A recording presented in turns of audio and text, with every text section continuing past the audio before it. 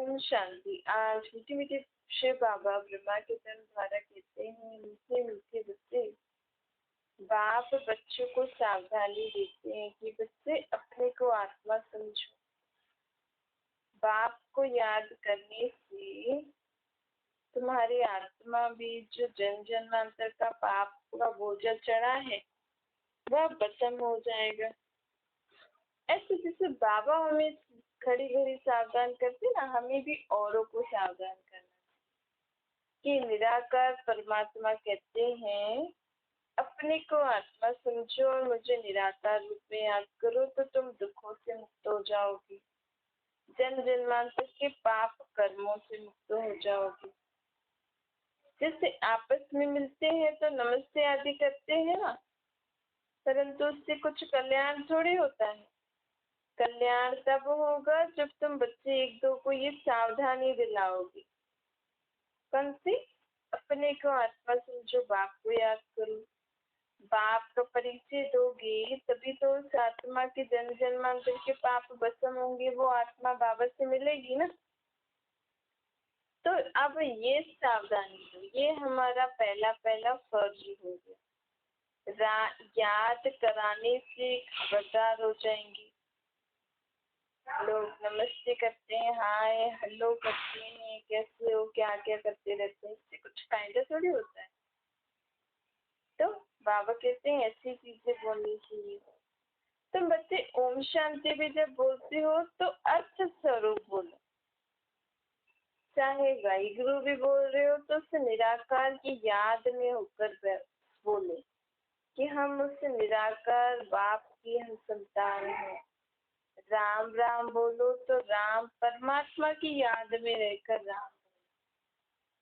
ऐसे हम मुख से जो बोलते हैं ना एक दूसरे से, उसको अर्थ समझ के बोलना चाहिए। अब जिससे आत्मा को अपने बाप की पहचान मिले। अब राम राम बोलेंगे तो राम परमात्मा की याद से बोलेंगे तो परमात्मा कौन? हमारा बाप। हम दोनों कौन हो गए? भाई भाई हो गए ना। तो जैसे तो हम भाई भाई मिल रहे हैं एक बाप की संतान। जो हम आत्माएं परम धाम में रहती हैं वो आत्माएं अब एक दूसरे से बोलती हैं तो अपने पिता को याद करती हैं कि हमारा पिता राम, वह निराकार ज्योतिर्बिंदु। बाबा कहते हैं बाप और बच्ची को याद करो, अपने को अशरीरी समझ उस अशरीरी बाप को याद करो। इसी को योग अर्थात याद कहते हैं। और इसी योग अर्थात याद से हम आत्माएं निरोगी बनेंगी। जितना मैं आत्मा बाबा को याद करूंगी ना निराकार रूप में, उतना मैं निरोगी बनती जाऊंगी। निरोगी काया भी बनती जाएगी। अभी हम पुरुषार्थ कर रहे हैं, अंत में हमारी वो अवस्था आ जाएगी। अभी बाप है बच्चों को समझाते हैं क्योंकि हम सब बेसमझ बन गए ना। जब देवताओं आदि की पूजा करते हैं उन लोग की ऑक्यूपेशन का तो पता नहीं। अब तुम्हें पता है तो तुम्हें उनकी बायोग्राफी के बारे में सबको बताना चाहिए। पहले पहले तो परमपिता परमात्मा की बायोग्राफी समझानी कि आखिर वो भगवान ईश्वर अल्लाह है कौन, जो ऊपर रहते हैं। इसी भगवान के नाम से मनुष्य मूंझे, क्योंकि भगवान का यथार्थ परिचय न होने के कारण ही भगवान को टिक्कर बिस्तर में ठोका है। तो पहले पहले हम आत्माओं को स्वयं के बाप का परिचय सबको देना है ना।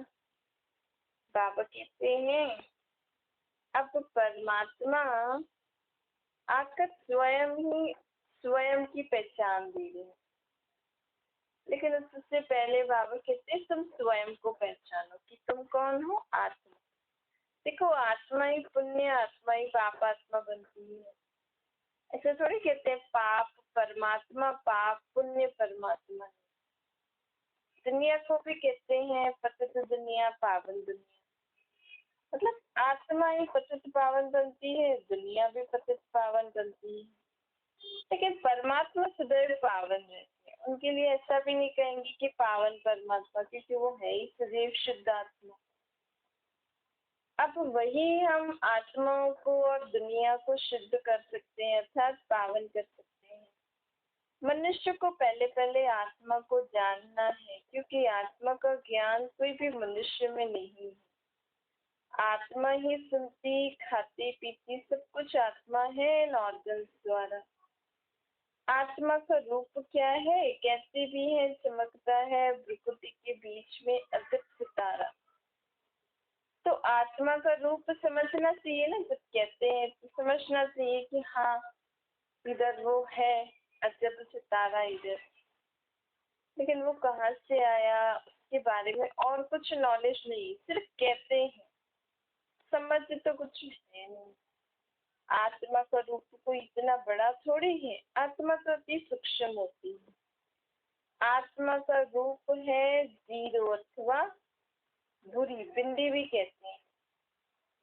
अब इस पर विचार सागर मंथन करना चाहिए कि आत्मा कितनी सूक्ष्म है। मनुष्य पूछते हैं आत्मा शरीर से कैसे निकलती है, कहाँ से निकलती है? कोई कहते हैं खोपड़ी से निकलती, कोई कहते हैं आंखों से निकलती है, क्योंकि दरवाजे तो बहुत है ना। कभी मुंह से भी निकल जाती है तो मुंह खुला रह जाता है, जब कोई शरीर छोड़ता है तो आंखें खुली रह जाता है, कभी मुंह से निकलती है। परंतु कैसे निकलती है देख थोड़े पाते हैं कोई। आत्मा क्या चीज है यह जानना बड़ा वंडरफुल है। तो पूछते हैं आत्मा किस निकलती कैसे है? अब ये तो साक्षात्कार से हम देख सकते हैं, और साक्षात्कार कराने वाला है परमात्मा। अगर किसी आत्मा को बहुत तीव्र वेग से इच्छा है तो परमात्मा उसकी इच्छा को देख समझ उसको साक्षात्कार करा भी देते कि कैसे आत्मा निकलती है, कैसे प्रवेश करती है। लेकिन बाबा कहते हैं इन सब चीजों से फायदा क्या है? देख लिया निकल गई, लेकिन कर लिया, लेकिन फायदा तो कुछ नहीं है। फायदा तो है स्वयं को आत्मा समझ बाप को याद करने से, जिससे हम आत्माएं बाबा जैसी प्योर बन जाएंगी, बाबा जैसी शक्तिशाली ज्ञानवान गुणवान बन जाएंगे। फालतू साक्षात्कार की आश रखते हैं तो इतने दिन तक फिर और कुछ सोचता ही नहीं, कहते नहीं हमें तो यही देखना है, तो समय वेस्ट हो जाएगा ना। फिर समय वेस्ट हो जाएगा, फिर हम और कुछ कर नहीं पाएंगे। अभी तो बहुत करना है, दैवी गुणों की धारणा करनी है, स्वयं में सर्वगुण सर्व शक्तियाँ सर्व ज्ञान के बाद अपनी आत्मा को भरपूर करना है। इसलिए बाबा कहते हैं कभी भी साक्षात्कार की आश नहीं रखनी चाहिए। पहले तो मालूम होना चाहिए कि आत्मा क्या चीज है। कितनी छोटी सी आत्मा में 84 जन्मों का पाठ है, कैसे निकलती है कैसे जाती है, इसमें ज्यादा बुद्धि नहीं लगानी चाहिए। बस है ना, आत्मा है तभी तो हम मेरा ये शरीर चल पा रहा है। अगर मैं आत्मा ही नहीं होती तो शरीर नहीं चल पाता, फिर तो लोग इसको रखते भी नहीं। तो जो आत्मा शरीर से निकल जाती है तो रखते उसको ज्यादा देर, सोचते बस जल्दी से उठा के क्रिया कर्म करके आ जाए। तो जब तक आत्मा है तब तक उस शरीर की भी वैल्यू है। जब तक जब आत्मा उसमें से निकल गई तो शरीर की कोई वैल्यू नहीं। जानवरों की शरीर की तो फिर भी वैल्यू होती है, लेकिन मनुष्य तन की वो भी वैल्यू नहीं है। तो बाबा कहते हैं ये जानो इससे अच्छा तो कि मैं आत्मा कैसे शरीर से कार्य कर रही हूँ, कैसे मुझ में 84 जन्मों का मैं पाठ बजा रही हूँ। सेकेंड बाय सेकेंड आत्मा कैसे कैसे अलग अलग काम कर रही है। ये बातें मोस्ट वंडरफुल है। आत्मा है तो बरोबर स्टार मौत बड़ी तो है नहीं, अगर बड़ी होती तो फिर जहाँ बैठी रहती है उसको दिखाई में भी देती, लेकिन है सूक्ष्म जो दिखाई में नहीं दे रही है, उसको बड़ा नहीं कहेंगे। एरोप्लेन ऊपर जाने से बहुत छोटी दिखाई देती है, परंतु आत्मा बड़ी नहीं होती, आत्मा तो असल है ही छोटी। उनका तो एक ही रूप है। तो पहले पहले आत्मा को जानना चाहिए। मैं आत्मा कैसे इस शरीर में प्रवेश करता हूँ।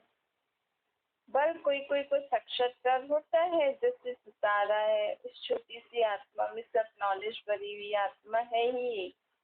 मतलब सभी मनुष्य आत्मा की अपनी अपनी आत्मा है। एक आत्मा पता नहीं कितने शरीर लेकर छोड़ती है, लेकिन मैं आत्मा जो हूँ, मैं तो एक ही हूँ ना। बाकी सबका अपना अपना पार्ट, अपनी अपनी आत्मा है।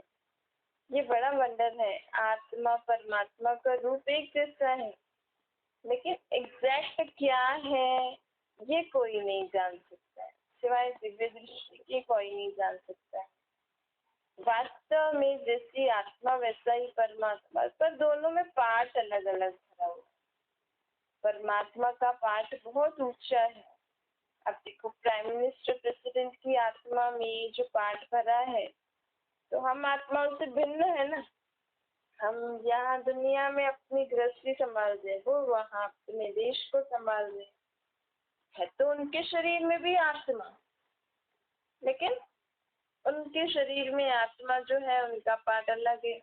ऐसे लक्ष्मी नारायण जो होंगी, जो सृष्टि के पहले पहले महाराजा महारानी होंगी, उनकी आत्मा में वो पार्ट होगा। फिर पुनर्जन्म लिया होगा तो फिर और पार्ट बजाया होगा। ऐसे परमात्मा की आत्मा में भी पार्ट भरा है। उनका पार्ट है ऐसा ज्ञान सुनाना जिससे सब मनुष्य आत्माएं पावन बन जाए और ये सृष्टि भी पावन बन जाए। पतित आत्मा से पावन आत्मा बन जाए, पतित दुनिया से पावन दुनिया बन जाए। ये परमात्मा की आत्मा में पार्ट भरा हुआ है।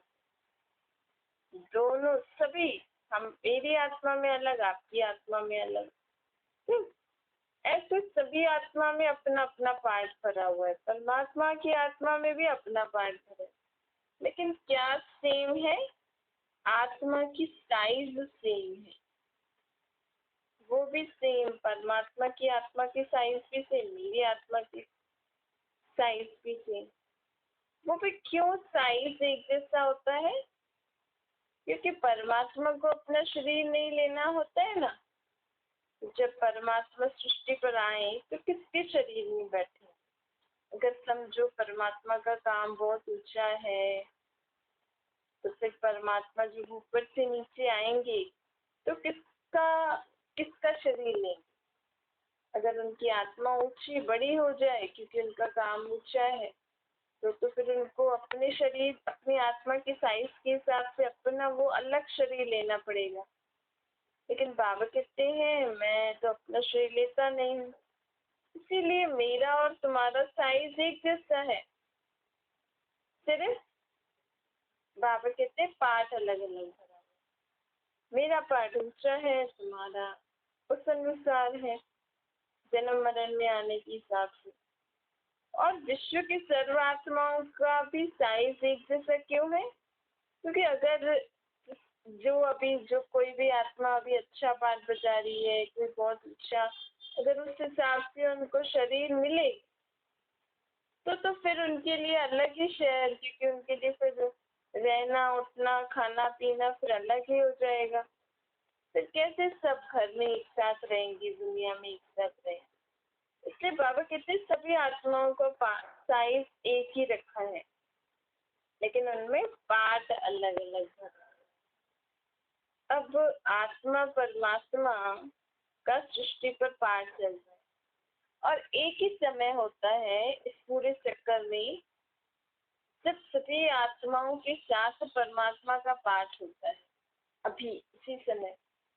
और इसी समय आत्माओं के साथ परमात्मा इसे धरती पे आके पाठ नहीं बजाते, अभी संगम युग पे ही परमात्मा सृष्टि पर आकर हमारे साथ पाठ बजाते हैं।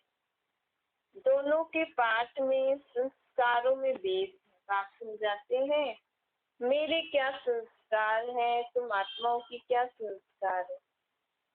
मनुष्य आत्मा और परमात्मा के रूप को न जानने के कारण आत्मा परमात्मा एक कह देते हैं। यहाँ ही सबसे बड़ा घोटाला होता है, क्योंकि हमें ये नॉलेज नहीं होती है ना, लेकिन हम सिर्फ साइंस पे जाते हैं तो आत्मा को भी परमात्मा जैसा बना देते, परमात्मा को भी आत्मा जैसा बना देते, तो फिर घोटाला हो जाता है ना। आत्मा परमात्मा एक कह दिया मतलब बहुत बड़ा पाप कर दिया। मैं पतित आत्मा, वो सदैव पावन आत्मा। मैं कहूँ मैं पतित आत्मा में ही मैं ही परमात्मा हूँ, तो जैसे तो मैंने परमात्मा को पतित बना दिया, नहीं तो परमात्मा तो कभी पतित बनते नहीं है, तो गलत काम कर दिया ना, तो मतलब मुझ पे पाप चढ़ गया। अगर हम किसी सही इंसान को गलत ठहराएंगे, उसको भी बोलेंगे तू भी पतित है, क्योंकि मैं भी पतित हूँ, तो फिर हम मेरे ऊपर केस हो जाएगा ना। ये बाबा कहते हैं यहाँ ही सबसे बड़ा घोटाला दुनिया के मनुष्य ने कर दिया है। देखिए आत्मा परमात्मा का साइज एक होने के कारण दोनों को मिला दिया है कि आत्मा ही परमात्मा है, परमात्मा ही आत्मा है, और भगवान वगैरह कुछ नहीं होता। कई लोग मानते हैं ऐसे, चलो आप हम नहीं मानते, लेकिन कई लोग ऐसे मानते हैं आत्मा को परमात्मा कह देते, कहते मेरे में भी परमात्मा है, तेरे में भी परमात्मा। अभी इसको करेक्ट करना बहुत जरूरी है, क्योंकि अभी भी हम इतना पाप करते रहेंगे और बोलेंगे आत्मा परमात्मा, तो हमारे ऊपर पापों का बोझा बढ़ता जाएगा, तो हमें बहुत सजा खानी पड़ेगी। इसीलिए इस बात की जानकारी बहुत जरूरी है कि आत्मा परमात्मा का रूप एक जैसा है, लेकिन पार्ट अलग अलग। हम सभी आत्माओं अपने कर्मों अनुसार जन्म मरण में आ रहे हैं। परमात्मा तो जन्म मरण में आते ही नहीं है। परमात्मा भी है, ब्रह्मा विष्णु शंकर भी है। ब्रह्मा विष्णु शंकर के अंदर अपनी आत्माएं हैं, परमात्मा अपना है। जगदम्बा सरस्वती को गॉडेस ऑफ नॉलेज कहते हैं। सरस्वती की आत्मा में नॉलेज है, इसीलिए उनको गॉडेस ऑफ नॉलेज कहते हैं। परंतु कौन सी नॉलेज है? लोग तो कितने प्रकार की नॉलेज दुनिया में है, सबके लिए भी हमें ये नॉलेज अच्छी ग्रहण, उसमें सरस्वती देवी को याद करते हैं। लेकिन सरस्वती गॉडेस ऑफ नॉलेज अर्थात सरस्वती में वो, सरस्वती की आत्मा में वो नॉलेज है जो परमात्मा ने पढ़ाई है। जो भी बाबा हमें ज्ञान दे रहे हैं ना, तो सरस्वती की आत्मा ने ज्ञान पहली बार में सुन के समझ के सबको बहुत सहज तरीके से सुनाया, इसीलिए उसको विद्या की देवी कहा जाता है। उनके पास ईश्वर ज्ञान, बहुत ऊंचा ज्ञान था, जिससे मनुष्य आत्मा पतित से पावन बन सकता है, दुख शांति से मुक्त, सुख शांति वाला जीवन जी सकता है।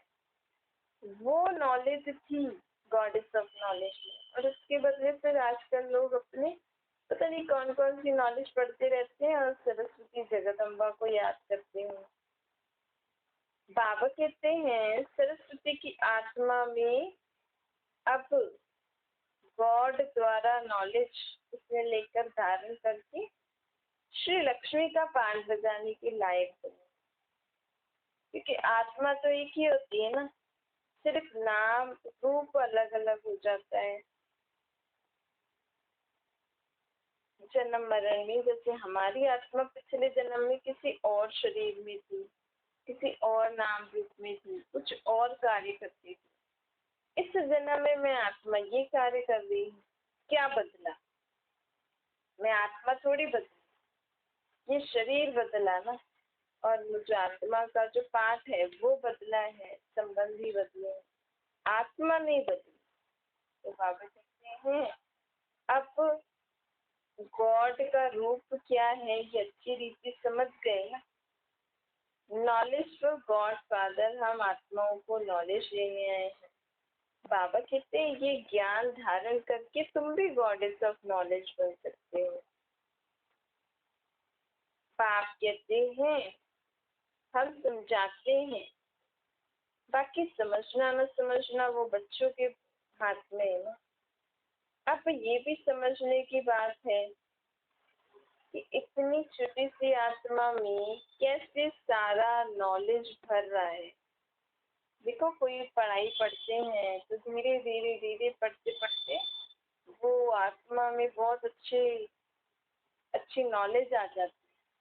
तो ये भी कुदरत है ना, कहाँ तो वो कुछ नहीं जानते हैं बच्चे। जब आत्मा शरीर में आती है, पैदा होते हैं, फिर धीरे धीरे पढ़ना शुरू करती है वो आत्मा अपने शरीर द्वारा। फिर पढ़ पढ़ के इतना होशियार बन जाती है, मतलब उसकी आत्मा में वो नॉलेज जो है वो भरती जा रही है, तभी तो उसको याद रहता है और फिर वो आगे बढ़ती जाती है। तो कैसे ये सब होता है आत्मा पे, कैसे अच्छे बुरे संस्कार, स्वभाव, कर्मों का लेप शेप ऑटोमेटिकली चढ़ जाता, कोई चढ़ाता नहीं है।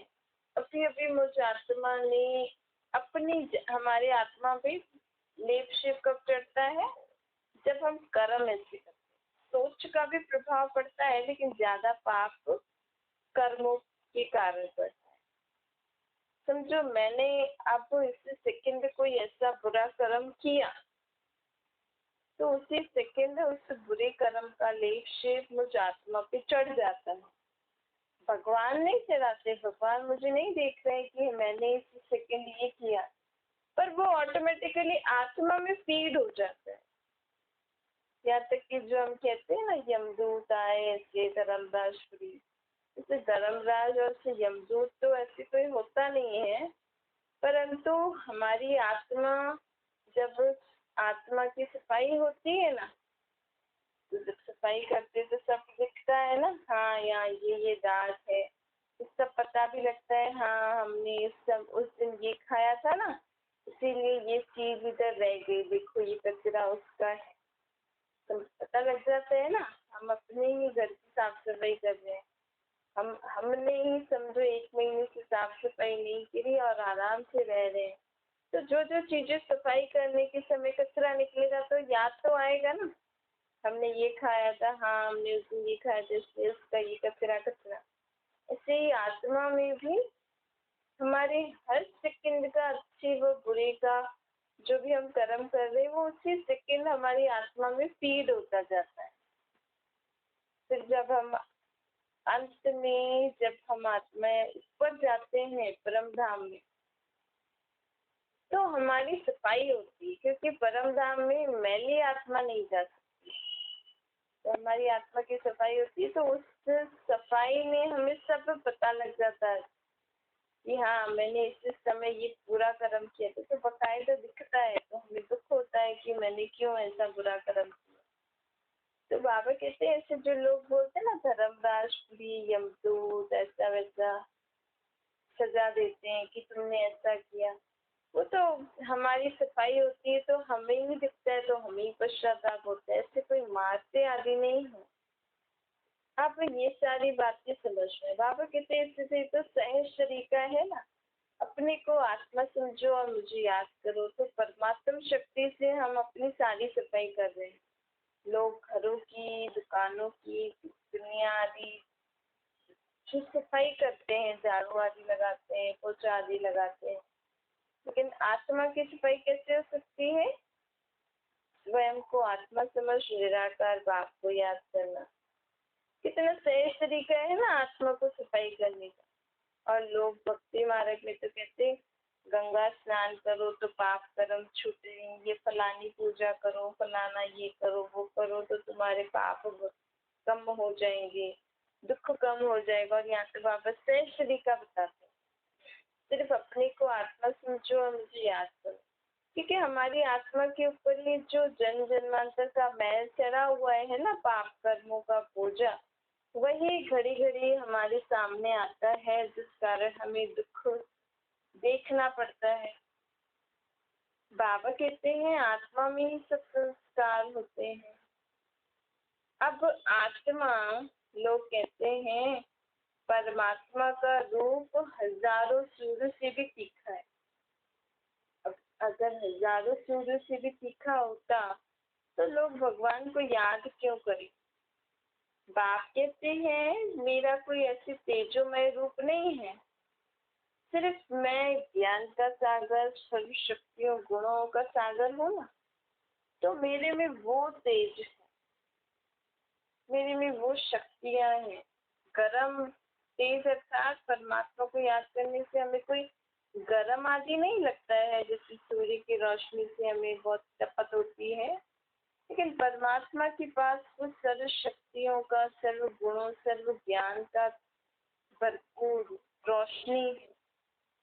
तो परमात्मा को जब हम निराकार रूप में याद करते ना, एकाग्र होकर, और कहीं बुद्धि उठ न जाए, सिर्फ मैं आत्मा, मेरा बाप परमात्मा, तो हमें वो रोशनी एकाग्र होकर जब हमारे आत्मा पे आती है, तो इससे हमारी आत्मा में बहुत शक्तियां, गुण, ज्ञान धारणा हो जाती है, और हमारी आत्मा के जन्म जन्मांतर के पाप से भी हम मुक्त हो जाते हैं।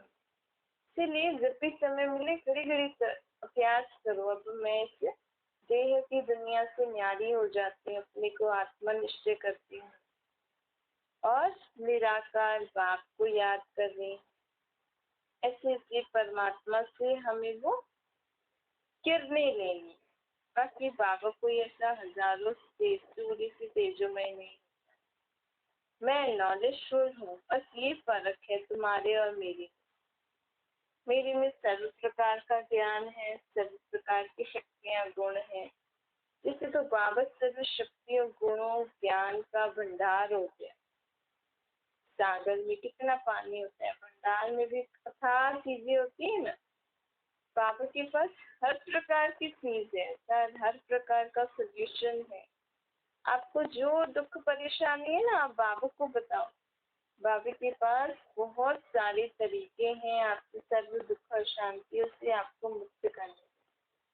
सिर्फ निश्चय होना चाहिए और वो समझ होनी चाहिए कि हाँ, वो संबंध हमें याद होना चाहिए कि वो परमात्मा मेरा बाप है। तो जब भी मेरे जीवन में कोई बात आए तो मुझे पहले उनको बताना। जितना जितना हम उनको अपना मानेंगे ना, इतना परमात्मा शक्तियाँ, गुण, ज्ञान हमारी होती जाती है। क्या मीठी मीठी सिखलाते बच्चों प्रति माता पिता बाप दादा को याद प्यार और गुड मॉर्निंग रूहानी बाप की। हम सभी रूहानी बच्चों को नमस्ते। हमारे भी रूहानी माता पिता बाप दादा को याद प्यार, गुड मॉर्निंग और नमस्ते। वरदान है, मेरा बाबा की स्मृति स्वरूप द्वारा समृद्धियों का अधिकार प्राप्त करने वाले समर्थ आत्मा बनो। कल्प पहले की स्मृति आते ही बच्चे कहते हैं, बाबा आप तो मेरे हो। बाबा भी कहते हैं, हाँ बच्चे तुम आत्मा मेरी हो। ऐसे मेरेपन की स्मृति से नया जीवन, नया जहान मिल गया। सदा के लिए मेरा बाबा इस स्मृति स्वरूप में टिक जाओ। देखो, मेरे के ऊपर सदा अधिकार रहता है। हमें जो फीलिंग आती है, मेरा बेटा, मेरी बेटी, मेरा घर, अपने रुमाल पे ही कितना मेरापन आता है ना, कि नहीं ये मेरा रुमाल। तो ऐसे बाबा कहते हैं, अब अपनी इस बात को अपनी स्मृति में, स्वरूप में लाओ। आत्मा कहे कि नहीं, वो परमात्मा मेरा बाप है, मेरा बाबा है। तो जितना जितना हम मेरा बाबा को उस स्मृति से अपना मान के याद करेंगे ना, इतना बाबा की मदद हमें मिलती जाएगी। इसी स्मृति के रिटर्न में समृद्धि स्वरूप बन जाएंगे, अर्थात फिर शक्तिशाली। जब मेरा बाबा है, मेरा बाबा अर्थात वो परमात्मा, वो मेरी है, वो तो सर्वशक्तिवान है, तो मैं भी शक्तिशाली हो जाऊंगी। तो जितना स्मृति में रहते हैं ना जो, उतना उन्हें समृद्धि का अधिकार प्राप्त होता है। जहाँ स्मृति है वहाँ समृद्धि है। थोड़ी सी भी विस्मृति हो गई तो फिर व्यर्थ बातें आती जाती। इसीलिए सदा स्मृति स्वरूप तो समृद्धि स्वरूप बने। स्लोगन है, हार्ड वर्क के साथ साथ स्मृति में भी सदा हार्ड मजबूत बनो। तो दुनिया में लोग हार्ड वर्क करते हैं ना, बहुत सारी मेहनत करते हैं, तो बाबा कहते हैं भले कार्य करते रहो, लेकिन अपनी स्थिति में, आत्मिक स्थिति में भी हमें हार रहना चाहिए। अर्थात हमें आत्मिक स्थिति का भी ध्यान रखना है कि मेरी आत्मा कभी भी दुखी, शांत ऐसी स्थिति में नहीं रहेगी, सदा सुख शांति खुशियों वाली स्थिति में रहेगी। ऐसे अपने अंदर अब सदा हार्ड अर्थात मजबूत अपने को करो।